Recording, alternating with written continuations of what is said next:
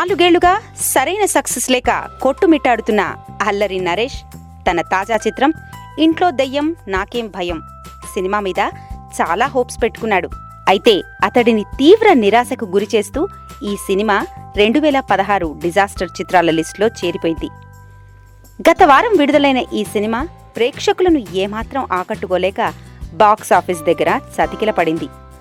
సుమారు 7 కోట్ల బడ్జెట్తో నిర్మించిన ఈ సినిమా కనీసం ₹1 కోటి కలెక్ట్ చేసే పరిస్థితి కూడా లేదని ట్రేడ్ పండితులు వ్యాఖ్యానిస్తున్నారు.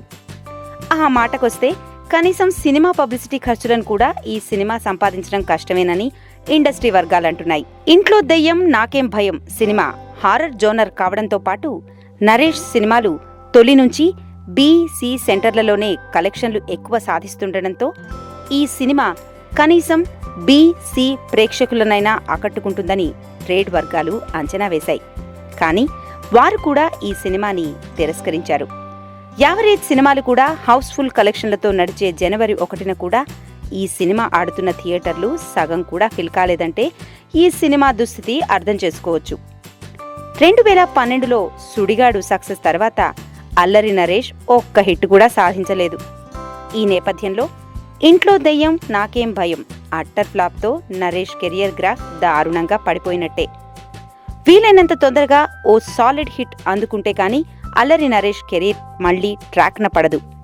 మరోవైపు మంచి కంటెంట్తో లో బడ్జెట్తో రూపొందిన అప్పట్లో ఒకడుండేవాడు బాక్సాఫీస్ దగ్గర మంచి కలెక్షన్లు సాధిస్తోంది.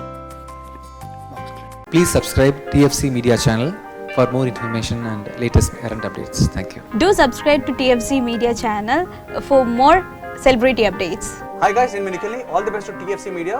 Please subscribe and encourage it. Hi, this is Heba Patel. Please subscribe to TFC Media channel for interesting videos and updates. Please do subscribe to TFC Media channel for more celebrity updates. For more celebrity updates, please subscribe to TFC Media. Hi, this is actress Nandita Shweta, TFC Media Private Limited. All the best.